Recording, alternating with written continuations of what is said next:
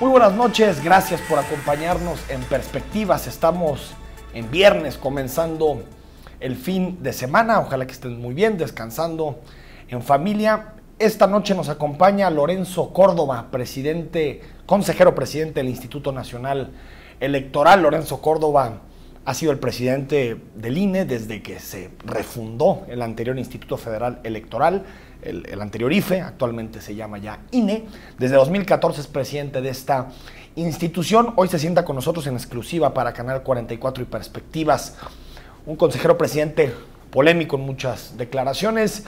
Él viene de la academia, ha sido investigador de la Universidad Nacional Autónoma de México, ha sido un escritor, pues digamos, de referencia en temas electorales y también en temas de combate a la corrupción. Tiene básicamente un par de libros que son muy interesantes para entender lo que sucedió en el 2000, por ejemplo, con el Pemex Gate, aquel famoso, con la relación entre corrupción, dinero y elecciones en nuestro país. Y desde hace algunos años dio el salto de la Academia de la Investigación, sobre todo desde el Instituto de Investigaciones Jurídicas de la UNAM, dio el salto hacia ser el árbitro electoral, ser el presidente del INE, que se encarga de organizar las elecciones, de fiscalizar el dinero público y de alguna forma supervisar las campañas políticas que existen en nuestro país.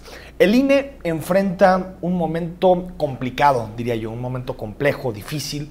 El Instituto Nacional Electoral, en su transformación desde el viejo IFE, ha pasado por muchísimos problemas y por muchísimas coyunturas que son delicadas y que le haremos las preguntas en su momento a Lorenzo Córdoba, pero que tiene que ver, por ejemplo, con ¿por qué de pronto el INE no interviene de forma tan decidida en los procesos electorales y en las campañas? Vemos lo que está ocurriendo en el Estado de México, que es realmente en términos democráticos un escándalo, una elección en donde hay clientelismo, compras de votos, se están entregando tarjetas con las que se busca cooptar la voluntad política de los ciudadanos, un gobierno, el del Estado de México, que ha hecho utilización de todo el aparato que tiene a su favor, que tiene en términos institucionales de gobierno, para poder articular mayorías que le permitan seguir gobernando el Estado de México. Por ejemplo, utilización severa de los programas sociales, estos programas que deberían ser pues para combatir a la pobreza, la desigualdad, y que no tendrían que tener ningún distingo partidista. En el Estado de México se están utilizando con poco criterio y sobre todo buscando afinidades políticas y partidistas. Eso es uno, el debate sobre por qué el INE no está interviniendo de fondo y con profundidad en los procesos electorales para buscar que sean lo más equitativo posible. Lo mismo podemos decir de Coahuila, donde también ha habido algunos señalamientos por parte de la oposición. Tanto Estado de México como Coahuila son dos estados en los que nunca ha habido alternancia política, es decir, ha gobernado el PRI, en el caso del Estado de México y de Coahuila, más de 9 décadas, más de 90 años en el poder ininterrumpidamente, y por lo tanto hay unas condiciones de inequidad que son clarísimas. La segunda dimensión de crisis o dimensión crítica que enfrenta el INE es, de alguna forma, el dispendio y la falta de compromiso de esta institución con la agenda de austeridad en nuestro país. Sabemos las graves dificultades económicas por las que atraviesan la mayoría de los mexicanos. Sabemos que México es un país con 55 millones de pobres. Sabemos que es un país en donde el 1% de la población tiene el 25% de la riqueza. Y sin embargo, en el INE parece que se puede vivir sin ningún problema, sin atender a estas agendas de austeridad. Se ha hablado mucho de los tremendos salarios que tienen los consejeros electorales, que prácticamente alcanzan los 200,000 pesos mensuales, y cuando a la institución, al INE, se le ha pedido compromiso con la agenda de austeridad, han salido con medidas que son realmente muy pequeñas, que son realmente muy diminutas para el tamaño de presupuesto al que se enfrenta, que tiene a su disposición el INE cada año, sin importar si es año electoral o año no electoral. Esa es la parte de la agenda de austeridad. También el INE, ya con una presión durísima de parte de la ciudadanía, tuvo que suspender la construcción de su nueva sede, una sede que tenía un valor estimado de 1,000 millones de pesos, una cifra tremenda, altísima. Es, por ejemplo, lo que reciben todos los partidos políticos en Jalisco por 4 años, 270 millones de pesos por año. Eso iba a costar la nueva sede del INE. Se suspendió, ojo, no se canceló el proyecto, pero sí se suspendió la obra, una obra de una cantidad tremenda de dinero, 1,000 millones de pesos. Pero lo que sí se aprobó en el último presupuesto son 330 millones de pesos para remodelación de distintas oficinas como la que estamos del INE en las entidades federativas. Entonces, una dimensión crítica fundamental: ¿por qué no ha intervenido en algunos procesos electorales el INE para asegurar la imparcialidad? Segundo, la agenda de austeridad. Y hay una tercera que es, yo creo que la más dramática y la que más le tenemos que poner atención en momentos como el que transcurre, y es hasta qué punto, digamos, el INE ha perdido lo que es la esencia de su fuerza pública, que es la credibilidad.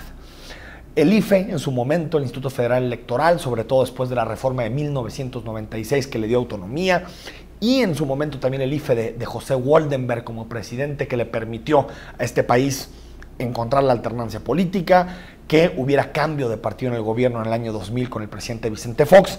Era una institución de altísima credibilidad social, de altísimo prestigio. La ciudadanía sabía que podía confiar en el IFE, que después de muchas décadas, de muchas elecciones en donde sabíamos que se robaban urnas, que se embarazaban urnas, que los votos en realidad muchas veces ni se contaban, que se operaban fraudes masivos en distintas secciones electorales. Con la llegada del IFE autónomo, cuando la Secretaría de Gobernación pierde el poder tutelar, el poder llevar los procesos electorales y las elecciones, pues nos damos cuenta que el IFE era una institución creíble, confiable, que tenía, digamos, todo el respeto y el prestigio de la ciudadanía. Sin embargo, últimos meses lo ha perdido, yo diría, casi por completo. Hace poco el periódico El Financiero publicó una encuesta que deja clarísimamente, de forma como espejo, lo que le sucede al INE. 67% de los mexicanos no confían en el Instituto Nacional Electoral, es decir, 2 de cada 3 mexicanos no confían en que el INE pueda llevar adelante los procesos electorales de forma justa, imparcial y equitativa. Y una institución como el IFE o el INE, que pierden su credibilidad, son instituciones que pierden todos los dientes que tienen para poder posicionarse a nivel social. Y a pesar de eso, todo parece indicar que los consejeros del INE, que la estructura del INE no le brinda demasiada atención a un problema de estas características, que es el problema de la credibilidad.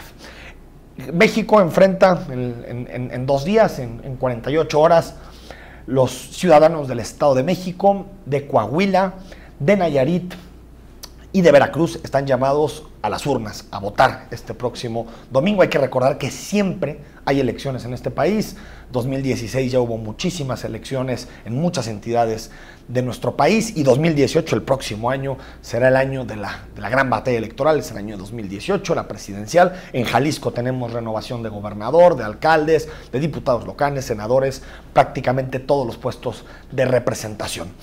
Una es la batalla política que ha, digamos, dominado los reflectores en las últimas semanas, los medios de comunicación y los distintos espacios de comunicación y de debate. La elección del Estado de México. Ya lo decía hace un momento, el Estado de México es el padrón más importante de este país. 11.1 millones de electores están llamados a votar en la entidad más numerosa, más poblada de nuestro país, y sobre todo porque el Estado de México significa no solo un estado que nunca ha perdido el PRI y que el PRI lo necesita siempre para poder revalidar la presidencia, sino que también es, digamos, el mensaje hacia un grupo político que en este momento gobierna nuestro país.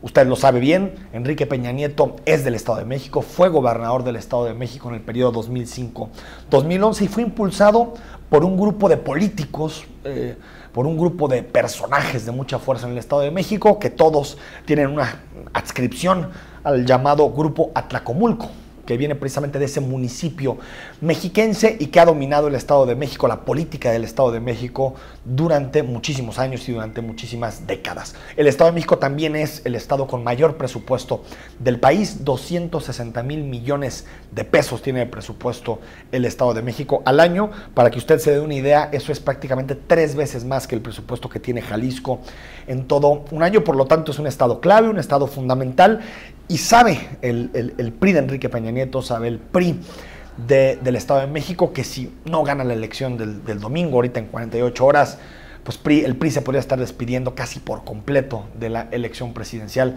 de 2018. Enrique Peña Nieto logró ganar por 4% a Andrés Manuel López Obrador en 2012 y lo hizo sobre todo sacándole ventaja a Andrés Manuel López Obrador en 2 estados. Uno, el Estado de México, que fue el mayor caudal y diferencial de votos entre Enrique Peña Nieto y Andrés Manuel López Obrador. Y segundo, el caso de Jalisco, que también fue fundamental para que Enrique Peña Nieto se convirtiera en presidente de este país. Otra elección de un vecino, Nayarit, también le toca votar este domingo, en un entorno y en un contexto bastante complicado, muy difícil para el gobernador actual de ese estado de Nayarit, que es Roberto Sandoval. Hay que recordar que su fiscal está acusado y está detenido por posibles vínculos con el crimen organizado, Edgar Beitia, y también muchos escándalos que tienen que ver con obra pública, con corrupción, con enriquecimiento ilícito. Seguramente después de esta elección sabremos mucho de lo que ha sucedido en Nayarit durante el sexenio de Roberto Sandoval. Las encuestas casi dejan por seguro que será la coalición PAN-PRD con el candidato Antonio Echevarría, hijo de un ex gobernador del mismo estado de Nayarit, el primer gobernador de la alternancia en ese estado. Todo parece indicar que la coalición PAN-PRD podría obtener la victoria en este estado vecino en Nayarit. Y está la elección de Coahuila, que también es fundamental, una elección en donde se debate más que PRI, resto de partidos.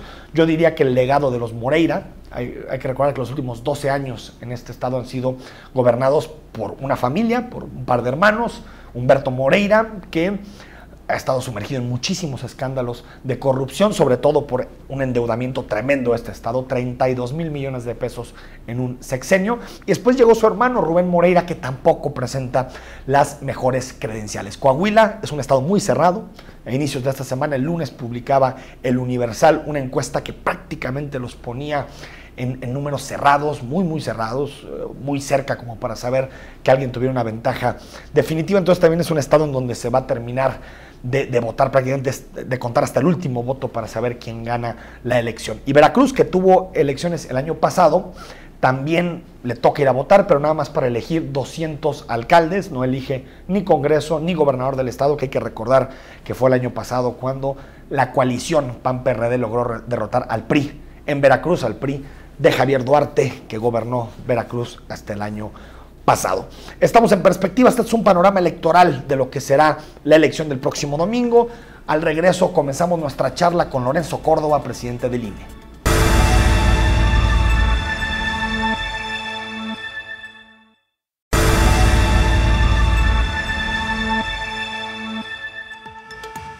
Seguimos en Perspectivas, gracias por acompañarnos y saludamos a Lorenzo Córdoba. Lorenzo, ¿cómo estás? Enrique, encantado de estar contigo, un placer. Lorenzo, ¿qué esperas de la elección del próximo domingo? Si esperas un espacio, digamos, posiblemente inseguro, con violencia, compra de votos. No sé qué esperas el domingo después de las campañas tan polarizadas que hemos visto. No, yo espero una elección como consecuencia de estas campañas intensa, ríspida, no solamente en el discurso, sino también, digamos, en la participación de los simpatizantes, pero confío en que conducida conforme a los cauces legales. Yo he venido sosteniendo ya desde hace un rato que en medio de un ambiente con tantos problemas económicos, sociales, de crispación política e incluso de incertidumbre que nos viene desde fuera, pues las elecciones son una buena noticia. Es decir, que haya elecciones es un elemento de certeza porque nos permite justamente recrear ese espacio que nos dimos en democracia para que las inconformidades o las conformidades se procesen de manera pacífica, pues, a través de los votos. Espero pues que la intensidad de estas campañas se traduzca, como ha ocurrido por cierto en otras ocasiones, en una participación copiosa, porque como se ha demostrado, cuando los ciudadanos salen y votan, no hay poder, digámoslo así, humano que pueda eventualmente impedir que sean los propios ciudadanos con su voto quienes deciden el futuro político de sus comunidades. Así que espero que haya eso, que haya una participación copiosa. La mesa está puesta, más allá de la intensidad retórica, verbal, natural en una contienda como esta. las encuestas nos revelan que prácticamente en todos lados hay contiendas cerradas, y eso es parte, digámoslo así, de la normalidad democrática, una contienda en la que los resultados pues no serán otros más que los propios ciudadanos definan a partir de su voto. ¿No le ha faltado, Lorenzo, al INE mano dura? Por ejemplo, en el Estado de México, ha estado documentado en medios, compra de voto, clientelismo aparte que ha evolucionado de una forma creo que muy preocupante, utilización de programas sociales. ¿No le ha faltado al INE tener una voz más fuerte en el Estado de México? Mira, el INE tiene que tener cuidado también, como todo árbitro, de no ser un protagonista de los procesos electorales. Yo creo que los contendientes son los propios partidos, y los partidos han hecho eso.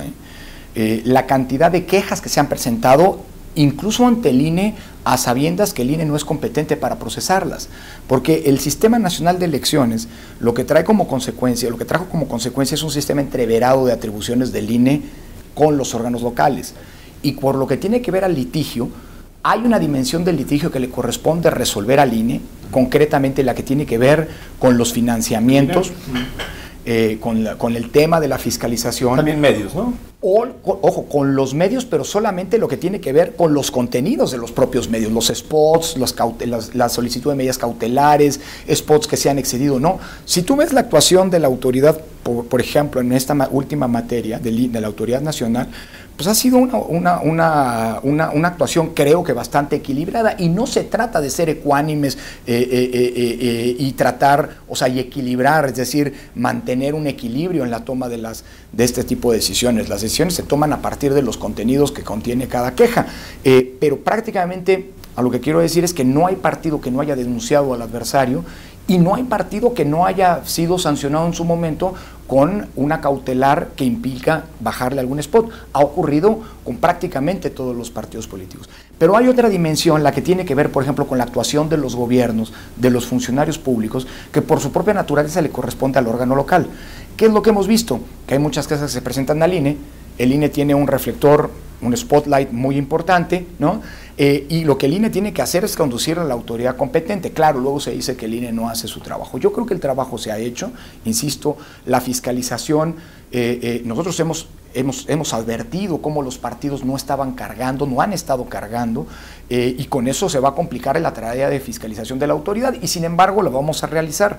Es decir, tenemos hoy, por ejemplo, una cantidad de testigos de promocionales, de espectaculares, o bien de datos de los actos de campaña, en el Estado de México concretamente, como no los habíamos tenido nunca antes en una elección local. Habrá que ver ahora que viene la etapa de la auditoría, la compulsa de si lo que los partidos reportaron efectivamente es lo que nosotros vimos en el campo, para determinar si hubo o no algún ilícito en esto. O si rebasaron topes también. O si rebasaron topes de gasto de campaña. También lo vemos, Lorenzo, que el gasto se ha multiplicado de forma impresionante. Así es. Impresionante. No sé si tiene el INE posibilidad de fiscalizar tan a detalle cada municipio, cada estado.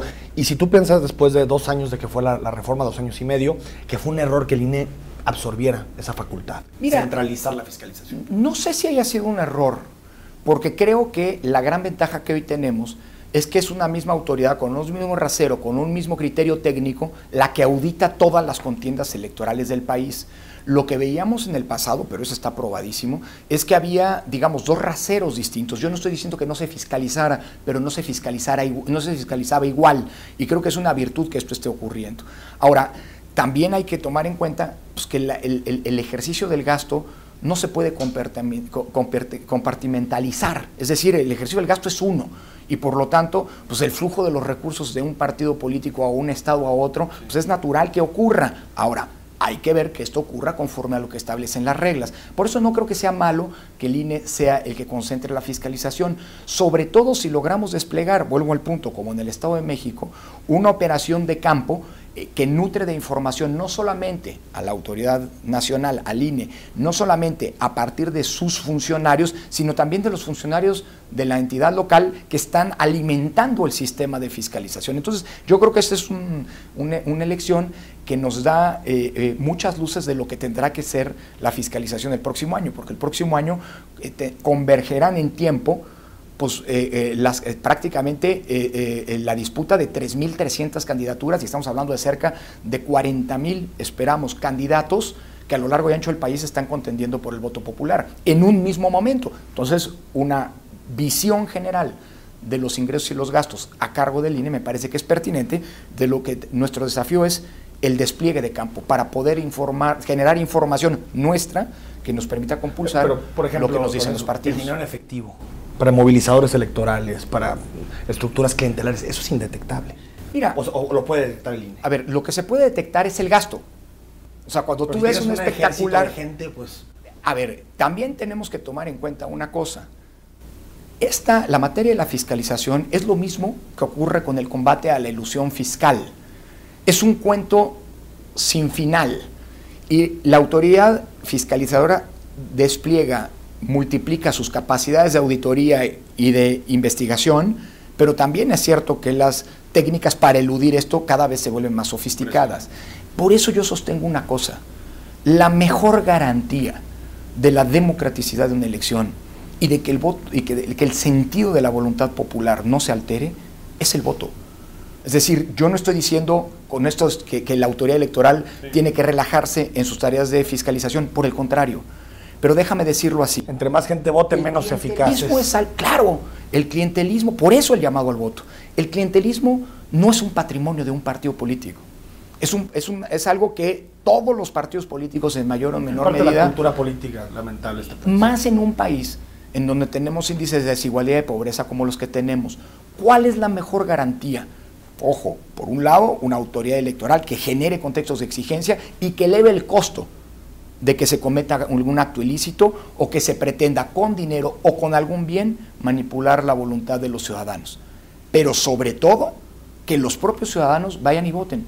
Vuelvo al punto, la historia de la última década es una historia plagada a nivel local de alternancias en el poder. Y eso es producto no de otra cosa, sino de los ciudadanos que van y votan y ejercen justamente con su sufragio la posibilidad de remontar cualquier eventual intento de manipulación. Si los candidatos, los partidos se dan cuenta que ya no son eficaces esos métodos, pues los van a dejar de hacer. Yo te platicaba mucha gente, por ejemplo, aquí en Jalisco, en la última elección. Llevé a tanta gente a votar a tal casilla. Y al final vi los votos que tuve en esa casilla y tuve menos de los que llevé. Eso quiere decir que llevé al contrario gente. A lo que me refiero es que cada vez tal vez pueden tener menos eficacia. Lo que la autoridad electoral tiene que garantizar, porque ese es el principal mecanismo, no solamente el elemento definitorio de la democracia, sino además el mejor mecanismo para, insisto, que la voluntad popular prevalezca en una elección, son justamente las condiciones del voto libre, del voto secreto. El voto secreto genera voto libre. Y el voto libre es un voto que se orienta pues, dependiendo de la voluntad de los propios ciudadanos. Eso yo creo que es un énfasis que tiene que hacerse y creo que justamente por eso las autoridades electorales, ahora que están terminando las campañas, que empieza el periodo de reflexión previo a la elección, tenemos que multiplicar nuestro llamado a la participación, porque repito, la mejor garantía de que la democracia funcione es justamente que los ciudadanos voten en el día de las elecciones. ¿Crees, Lorenzo Córdoba, que el INE está en un momento de crisis de credibilidad? ¿Le podrías llamar así? Mira, yo creo que todas las instancias del Estado están en un momento de crisis de credibilidad. Si se compara al INE con el resto de las instituciones del Estado, ahí están todos los ejercicios de opinión pública que lo revelan. Somos de las instituciones públicas mejor ranqueadas, apenas debajo del Ejército y apenas debajo de la Comisión Nacional de Derechos, prácticamente como la Comisión Nacional de Derechos Humanos. Pero ya más cerca de los partidos que de arriba, ¿no? No te creas. No, pero creo que eso, al contrario. Pero eso nos tiene que llamar a satisfacción porque tenemos una crisis de todas las instituciones del Estado. Y creo que eso sí es una diferencia. Creo que somos la institución de la institución pública que más depende para su trabajo de la confianza de los propios ciudadanos. Como derechos humanos, transparencia. Porque la confianza en el órgano electoral es de la que depende la confianza en la elección y de la confianza en la elección depende la legitimidad de los gobiernos. Es decir, nosotros sí tenemos un problema siempre permanente de tratar de construir y de recrear la confianza en torno a nosotros. Sí parece que se ha deteriorado la imagen en los últimos 3, 4 años. Mira, yo creo que hay un momento de inflexión y este momento de inflexión es 2006. Si tú ves la historia de la credibilidad en la autoridad electoral, el pico más alto es justo antes de la elección de 2006, visto el impulso que se logró generar en los años 90 y primeros años de la década pasada. A partir de 2006 hay un periodo de inflexión. Por cierto, un periodo de inflexión que coincide con uno de los déficits de cultura democrática en nuestro país. No aceptar una y derrota. no lo digo yo, lo dijo Felipe González. La aceptabilidad de la derrota es una condición de buen funcionamiento de la democracia. Lo acabas de ver, incluso en elecciones tan ríspidas, tan tensas como por ejemplo las norteamericanas del año pasado o las que hemos tenido este año. Es decir, en Holanda, en Austria, en Francia, en Estados Unidos, tú lo que tienes es al cabo de la elección la aceptabilidad de la derrota en contextos en los que las autoridades electorales son mucho más endebles incluso que las nuestras y en contextos en donde no existe un sistema electoral tan robusto como el que tenemos acá. Déjame ir al corte, Lorenzo. Sigo platicando con Lorenzo Córdoba, consejero presidente del INE.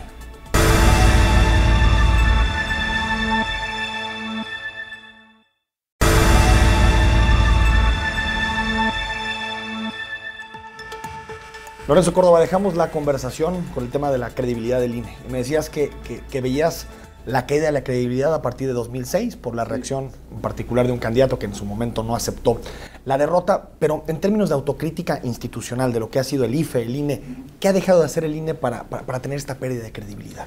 Yo creo que el momento de inflexión al que hacíamos referencia coincide justamente con un momento en el que el INE perdió su capacidad de comunicar y de informar oportunamente. Yo creo que lo que ocurrió en 2006 es que frente a la avalancha de acusaciones que se le estaban haciendo, el INE no tuvo la capacidad de informar puntualmente lo que realmente había ocurrido, lo que había hecho o lo que había dejado de hacer. Yo creo que desde un punto de vista autocrítico, creo que la autoridad electoral no puede partir de la premisa de que todo lo que hace está bien. Al contrario, creo que tiene que partir de una premisa de aprendizaje institucional. Si tú ves, pongo solo un ejemplo, el PREP hoy, respecto de lo que fue el PREP en el pasado, ha habido una gran cantidad de innovaciones que han llevado justamente o que han estado orientadas para tratar de inocular las acusaciones de algún tipo de sesgo en el manejo de este sistema. Hace 10 años las actas no se enseñaban, hoy las actas, o sea, se servían para capturar la información. Hoy no solo capturan la información y permiten su agregación o desagregación, como se quiera, se ven las actas. Ahora tenemos un dilema de cara a 2018.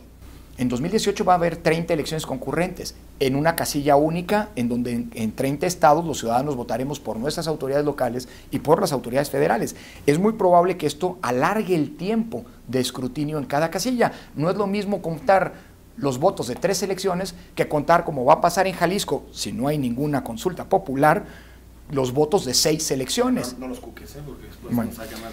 Bueno, 3 elecciones federales y 3 elecciones locales. ¿Cuál es el desafío futuro? Porque sabemos que si hacemos el PREP como lo habíamos hecho hasta ahora, es muy probable que las cifras en el PREP lleguen más tarde, pues porque va a tardar más en cerrar la casilla y el traslado del pero eso da para todas suspicacias, para que es lo que estamos justamente ahora haciendo y que lo estamos instrumentando en 3 de las 4 elecciones que tendrán lugar el próximo domingo, en el estado de Veracruz y en el estado de Nayarit, donde el PREP lo estamos haciendo nosotros, y en el estado de Coahuila, en donde se aceptó esta figura a partir del uso de celulares, en donde se está tomando o se va a tomar directamente en la casilla la fotografía del acta y se nutrirá con ello el PREP. Esto nos va a permitir garantizar que digamos, una agilidad mucho mayor del PREP, pero sobre todo lo más importante, nos va a servir como una prueba del ácido para afinar este programa de cara a 2018. Es decir, poco para sintetizar la respuesta.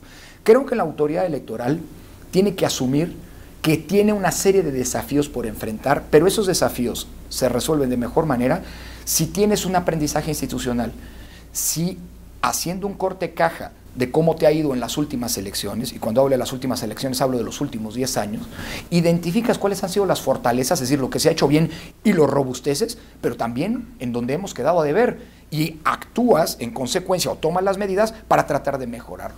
2018 va a ser, déjame decirlo así, la prueba del ácido de la democracia mexicana, no solo por los volúmenes, sino porque son elecciones que se van a dar en un periodo, en un contexto pocas veces antes visto, y hiperfragmentado aparte, sí, de desconfianza, de polarización, de descontento, déjame decirlo, con los resultados que ha dado la democracia, y es indispensable que reivindiquemos la vocación democrática de la sociedad, porque lo último que podemos permitirnos es que entre tantos problemas económicos, de pobreza, de desigualdad, de estancamiento, de falta de desarrollo, de crecimiento y de desarrollo, de crisis de la política, de desconfianza incluso de los ciudadanos entre sí, de un caldo de cultivo para que puedan eventualmente germinar pulsiones incluso autoritarias o valores antidemocráticos. No, clarísimo, de los gobiernos estatales. ¿Verdad? Y además con la inseguridad que estamos teniendo, creo que es indispensable que las elecciones se reivindiquen como una, digamos que reivindiquen la vocación de la sociedad mexicana en clave democrática. Te doy 3 hipótesis, Lorenzo, también que creo que pueden explicar el descrédito del INE.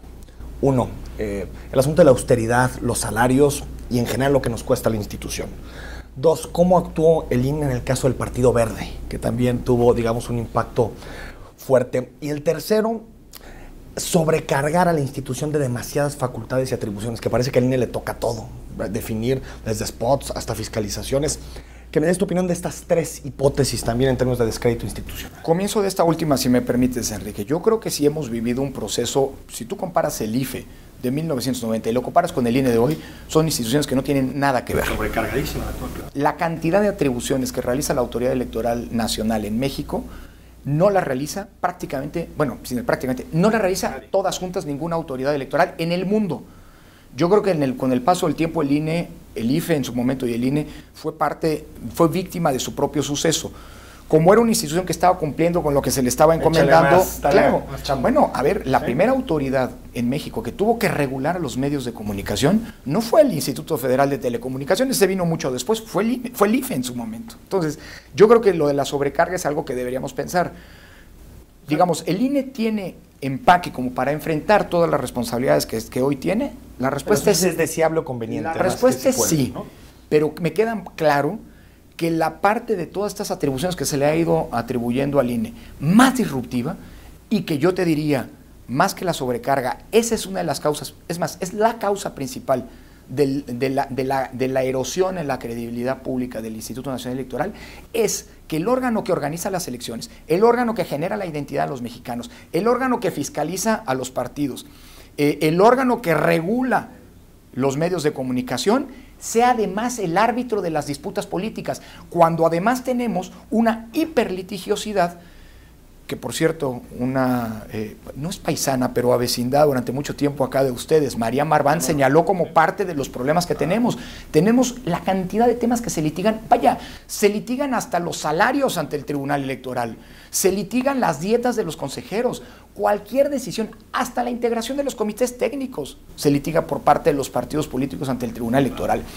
Y cuando tú tienes una autoridad que tiene que resolver quejas, es una autoridad que va a quedar mal con alguien al menos, con el que denuncia porque la expectativa es que se sanciona al sancionado y si no se sanciona quedas mal con el denunciante, o con el denunciado si lo sancionas.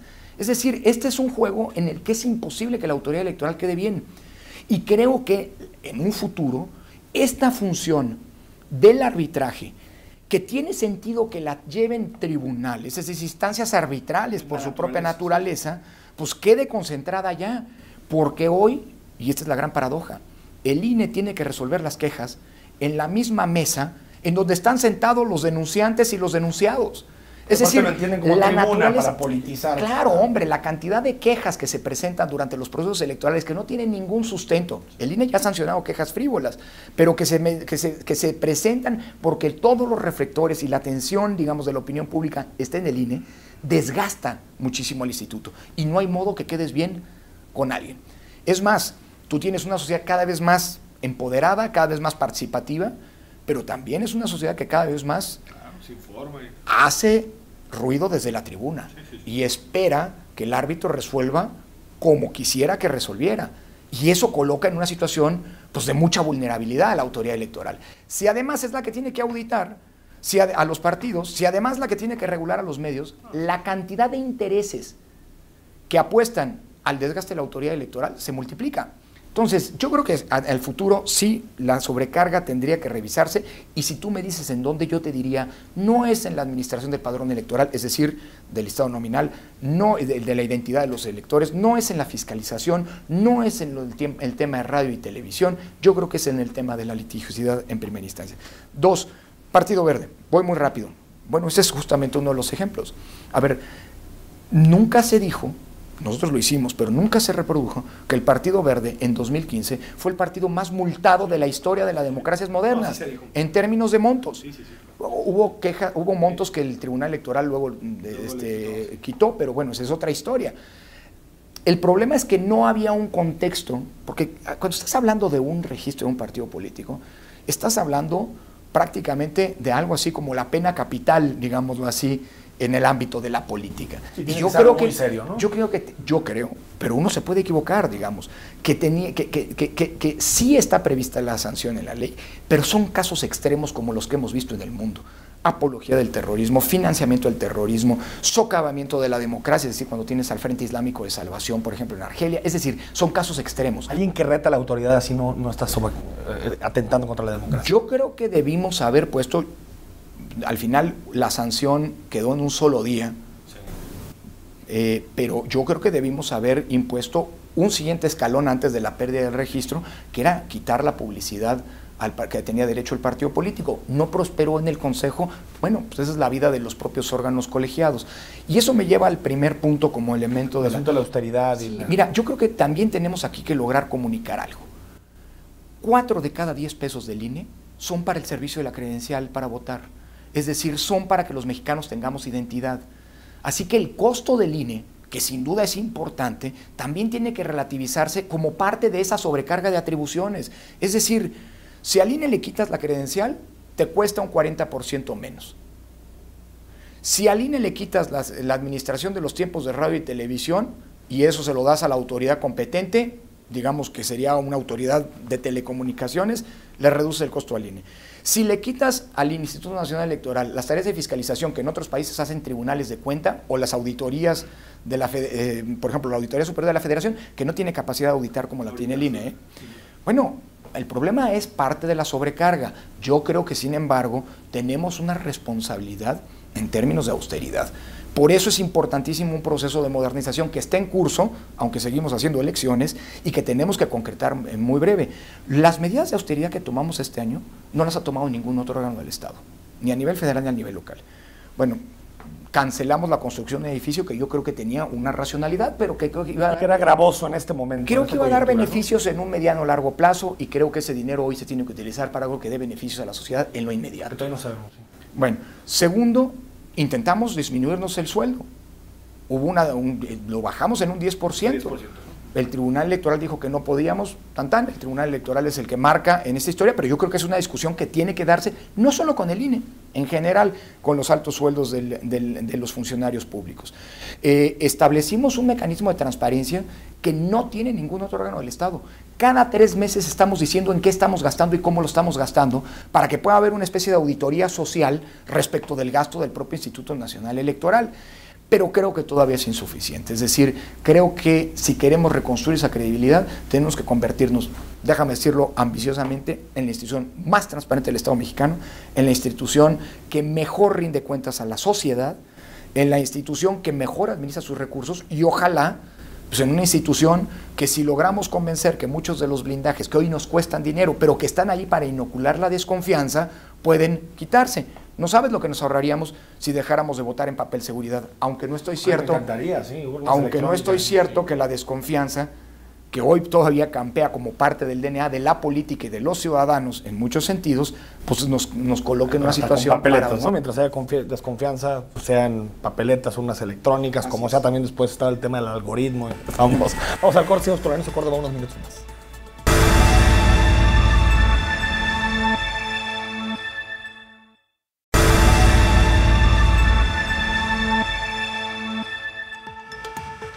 Estamos de vuelta en Perspectivas con Lorenzo Córdoba. Gracias por seguir con nosotros. Participa en redes sociales, en Facebook, en Twitter, en esta conversación que estamos teniendo con Lorenzo Córdoba. Lorenzo, está el asunto de evaluar un poco lo que significó la reforma de 2014 en materia electoral, y en particular los OPLES, los organismos públicos locales electorales, que en su momento uno de los argumentos para pasar esta reforma era el hecho de que los gobernadores tenían pues una suerte de ascendencia, control sobre estos órganos electorales. En Jalisco, el IEPS, el Instituto Electoral y de Participación Ciudadana. Después de 2 años, ¿crees que ese nexo, ese vínculo entre el gobierno estatal o en los estados y los órganos electorales se ha borrado, ha disminuido? Yo te diría que después de 3 años podemos decir que la reforma se nutrió de una generalización, porque no todos los estados tenían ni el mismo nivel, digamos, ni la capacidad técnica para hacer elecciones, ni el mismo grado de autonomía de sus órganos electorales, ni tampoco la reforma estaba del todo equivocada. Es decir, a lo largo de estos años, el propio Instituto Nacional Electoral, en esta convergencia que ha tenido que desarrollar con los soples para poder hacer las elecciones, con los organismos públicos locales electorales, para poder hacer las elecciones locales, ha en muchos casos, digamos, colocado al INE en una lógica de respaldo de los órganos locales en el ejercicio de autonomía frente a los intentos de injerencia de los poderes políticos en general. Pero de los gobernadores sobre todo, ¿no? Era lo... Pues mira, hay quien más influencia tenía, ¿no? Se decía así, pero Digo, te diría que hay muchos actores, Sí, pero sí, sí. Por supuesto, pues los gobiernos locales... Tienen la chequera, ¿no? Que tienen muchas herramientas para poder ejercer algún tipo de presión respecto de los órganos locales. Nosotros en un primer momento interpretamos la reforma más en una lógica de lo que yo he definido un acompañamiento de frontera. A ver, en las elecciones locales el INE tiene que hacer hasta aquí porque lo mandata la Constitución y de aquí para allá le tiene que ver con los órganos locales. Y así nos fuimos a la primera experiencia, por cierto, en un contexto, tú recordarás, muy complicado de seguridad, grupos que apostaron por boicotear las elecciones, en fin, y yo creo que es una buena noticia que en 2015 hayamos tenido elecciones en todos los distritos del país y no se haya anulado por vía del boicot o de los intentos, digámoslo así, de revertir las elecciones. Es que el mínimo de casillas, ¿no? Unas cuantas. Unas cuantas, y la verdad de manera muy... no hubo ninguna elección que se anulara por esta causa. La que se anuló un distrito en Aguascalientes fue por otras razones, por la injerencia de un poder público local. Ahora, eso nos llevó a cambiar la ruta rápidamente. Después lo que ocurrió en Chiapas, que fue literalmente un fraude, el órgano electoral que habíamos designado nosotros, dejó pasar un acuerdo de los partidos políticos para violar las normas de paridad y con ello transgredir una sentencia del Tribunal Electoral y además permitió, por una falta de deber de cuidado, que en el voto de los así llamados chiapanecos en el extranjero hubiera una alteración de la voluntad popular porque hubo ciudadanos que fueron inscritos para votar desde el extranjero sin que lo hubieran solicitado y por lo tanto ellos no pudieron votar y lo peor, alguien votó por ellos desde en ese sistema. Entonces dijimos, así no podemos ir. Entonces la presencia del INE tiene que ser una presencia mucho más consistente y eso ocurrió en 2016 y está ocurriendo ahora en 2017. ¿En qué sentido más consistente? Por lo menos en 3 planos, Enrique. Primero, el plano normativo. Emitimos una gran cantidad de acuerdos, muchos de ellos en ejercicio de la facultad de atracción para fijar criterios generales. El resultado de eso es lo que se está aplicando por primera vez en estos 4 estados, hoy en 2017, y será la base para normar las elecciones en el 18, el Reglamento Nacional de Elecciones. Es un documento expedido por el INE, tan o más voluminoso incluso que la LEGIPE, que es la Ley General de Instituciones y Procedimientos Electorales, en donde se establece qué tienen que hacer y cómo lo tienen que hacer los órganos electorales locales. 2, tuvimos una presencia mucho más intensa, digámoslo así, mucho más clara en lo local. Y eso tuvo 2 propósitos. El primero, pues hombre, blindar a los órganos locales frente a la indebida injerencia de otros actores políticos, que no tenían nada que hacer en lo que el OPLE tenía que decidir. Pasó en Durango, por ejemplo, en donde tuvimos que ejercer un gran despliegue e incluso ejercer la facultad de atracción para nombrar a los funcionarios ejecutivos que el OPLE no podía mover porque alguien los defendía. Bueno, tuvimos que entrar y defender, ayudar al OPLE a defender eso. Esa participación la estamos teniendo hoy en Nayarit, no porque haya una injerencia indebida de los poderes locales, sino porque en Nayarit hay una debilidad estructural, histórica. En Nayarit no había un tribunal electoral permanente ni siquiera antes de la reforma. En Nayarit los consejeros no eran permanentes, se nombraban para los procesos electorales. Entonces ahí estamos con un respaldo que nos ha llevado a comisionar a gran parte de nuestro personal para cumplir las tareas del OPLE en esta lógica de ir construyendo instituciones. Ahora, en tercer lugar, ese acompañamiento no es gratuito.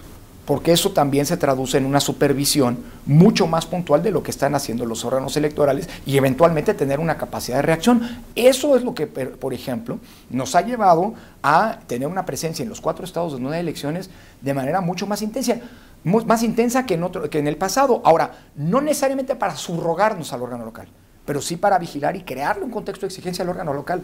Hoy en el Estado de México, en Coahuila, en Nayarit, en Veracruz, saben que los estamos observando y que es un contexto de exigencia que eventualmente puede implicar que nosotros tomemos medidas para que ellos hagan la chamba que tienen que hacer. Así estamos yendo hacia adelante. Yo creo que el sistema electoral hoy está mucho más maduro. En 2018 nosotros vamos a estar muy ocupados como INE haciendo las 3 elecciones federales y necesitamos a OPLES que sean lo más robustos para que ellos hagan lo que les toca, porque la capacidad de acompañamiento o de injerencia, digamos, en sus, digamos, de robustecimiento que hemos visto en 2016-2017, no vamos a estar en grado de desplegarlo. Lo que no vamos a claudicar es en la supervisión de lo que estén haciendo. Sí. Porque si algo sale mal en lo local, si algún OPLE comete un error, o lo comete el INE, todos los integrantes del Sistema Nacional de Elecciones, el INE y los OPLES, vamos a pagar los platos rotos. Y la elección es tan relevante en 2018 que no podemos permitir que nada salga mal. Así que la supervisión la vamos a intensificar de manera mucho más importante desde el INE hacia los OPLES. En el caso, por ejemplo, Lorenzo, de Jalisco, me parece que el actual IEPC, digamos, Organismo Público Local Electoral, está más blindado que antes. Incluso ahí están las evidencias. El expresidente del IEPC es secretario del Trabajo, es decir, está en el gabinete del gobernador, otro fue subsecretario de Planeación, es decir, se han integrado al gobierno del Estado, cosa que creo que no habla muy bien de la autonomía en su momento, de sus decisiones. Pero sí creo que siguen siendo sujetos de presiones políticas, incluso para nóminas, para determinar algunas de sus decisiones. ¿No te parece que, a pesar de todo lo que se movió, es muy complejo blindar al IEPC de tantas presiones que existen, por ejemplo, a nivel local? Yo creo que es un trabajo paulatino. Y, por ejemplo, ahora una nueva frontera que hemos identificado, no es nueva, es decir, es una frontera que desde hace tiempo habíamos identificado y que de cara a 2018 tenemos que terminar de resolver, que tiene que ver con las suficiencias presupuestales. No le ayudan al sistema OPLES que sobrepresupuesten o sean dispendiosos, y eso es algo que, si bien nosotros no nos podemos meter porque los OPLES son autónomos, sí podemos crear un contexto de exigencia, porque no ayuda, digámoslo así, en un ejercicio de construcción de credibilidad a los que estamos obligados, como decíamos hace un rato, los órganos electorales, pues digamos que seamos instituciones en las que eventualmente haya un dispendio o un dinero mal ejercido. Entonces nosotros tenemos también que generar condiciones desde dentro del sistema para que esto no ocurra. Pero por otro lado también tenemos que verificar que el tema presupuestal no se convierta en un acicate para tratar de vulnerar la autonomía de los propios organismos. Mira, es una cuestión que estamos viendo en varios lados y por lo tanto lo que tenemos que hacer ahora es generar condiciones. Hace poco estuve en la CONAGO presentando la Estrategia Nacional de Cultura Cívica y allí salió el tema y quedamos de establecer mecanismos de diálogo para, por un lado, que las arcas estatales tengan, digámoslo así, tranquilidad de que los presupuestos que se generarán desde los OPLES son presupuestos racionales, que no se pide más de lo que se necesita, sino lo que se necesita para cumplir sus funciones, por un lado, pero también por otro lado. ¿Qué mecanismo? ¿Presupuesto constitucional? Yo creo que en un futuro tendría que garantizarse ciertas bases desde la propia ley para que los congresos no puedan utilizar los presupuestos como un acicate, te decía, que eventualmente pueda vulnerar. No abona en la autonomía de los órganos electorales que estos que estén gestionando ampliaciones presupuestales. No le conviene a nadie. Eso implica una buena presupuestación, eso implica una buena planeación por parte de los órganos electorales. Son dos debates distintos, ¿no? Si es muy obeso el IEPC o no, y otro debate si puede estar sujeto a chantajes presupuestales. Y yo creo que los órganos electorales todos, empiezo por el INE, tenemos que modernizarnos y racionalizar en la medida de lo posible nuestro presupuesto. El día en que hagamos eso vamos a ganarnos unas rayitas en el índice de credibilidad ciudadana, por cierto. Ahora, de cara al 2018, creo que es un asunto de gobernabilidad del Estado mexicano, a nivel federal y a nivel local, que el tema presupuestal no sea un tema que, digámoslo así, merme la capacidad y la autonomía de ningún órgano electoral en el país, ni del órgano nacional ni de los órganos locales. Y esto, claro, no está divorciado, como te decía, de la responsabilidad con la que tenemos y la transparencia con la que tenemos que ejercer nuestros presupuestos. Nos debemos a la ciudadanía y por eso yo creo que lo que hemos estado haciendo este año, un año de austeridad desde el INE, si bien no es la última frontera, si bien todavía quedan áreas de oportunidad, por lo menos sí es la ruta sobre la que tenemos que transitar los órganos del Sistema Nacional de Elecciones. En Jalisco se está discutiendo, Lorenzo Córdoba, una reforma electoral, una microreforma electoral realmente, para reducir plurinominales, regidores, subir el umbral de representación del 3 al 3.5%, y un asunto que ha generado mucha polémica, que es el financiamiento público de los partidos. Hay dos propuestas sobre la mesa.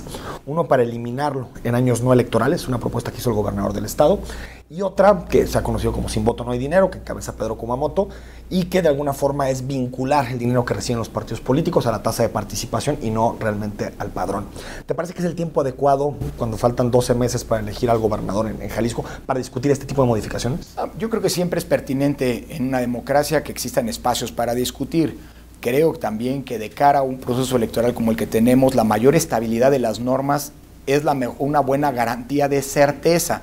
Claro. Que ahorita todos legislan pensando en lo que les va a pasar en 12 meses. Es que ese es lo mejor es al momento de legislar las reglas del juego democrático, es decir, las reglas del acceso al poder. Lo mejor es, como decía John Rawls, el velo de ignorancia. Sí. Ahora, creo que es pertinente que esa discusión en todo caso se dé cuando se tenga que dar, pues con la mayor apertura. 2 días nada más para probarlas. Es que estamos ya con el umbral y eso, y yo creo que yo lo que apelaría es a la responsabilidad. Esto no quiere decir que no se legisle, quiero ser claro, pero que si se legisla se haga tomando en cuenta todas las consecuencias que esto implica y sobre todo una serie, digámoslo así, de normas. La legislación local tiene que ser muy cuidadosa de armonizar sus contenidos, sí, hasta querían poner una segunda vuelta, con lo que dice la Constitución, sí, y la ley general. Sí. Digamos, cambiaron las cosas desde 2014, porque hoy tenemos, por ejemplo, autoridades nacionales, el INE entre ellos, que eventualmente emitimos decisiones, por ejemplo, en el ejercicio de la facultad de atracción, como el reglamento de elecciones, que si entran en contradicción con las leyes locales, jerárquicamente está por encima del Reglamento Nacional de Elecciones. Eso ya lo ha validado el Tribunal Electoral y lo ha validado incluso la Suprema Corte de Justicia. Entonces yo lo que apelaría en este momento es, uno, a mucha responsabilidad para que lo que se haga, en todo caso, si hay cambios que se van a hacer, que se hagan con un amplísimo consenso. Porque no podemos arrancar un proceso electoral en donde las reglas son motivo de disputa. Es decir, las reglas del juego tendrían que ser la base de homogeneidad en donde todos están de acuerdo, reglas, ¿no? Porque son las reglas del juego, pues. 2 preguntas más, Lorenzo, que nos quedan minuto y medio. El asunto de financiamiento público de los partidos, ¿desaparecerlos? ¿Tú estarías de acuerdo con una propuesta de estas características, que se desaparecieran? Yo siempre lo he dicho, estoy de acuerdo en que se piense y racionalice el financiamiento de los partidos, pero creo que el financiamiento público tiene una razón de ser, para generar transparencia, para generar equidad en las condiciones de competencia y para generar para blindar en la medida posible la autonomía a la política en su autonomía frente a los intereses que están detrás del financiamiento privado.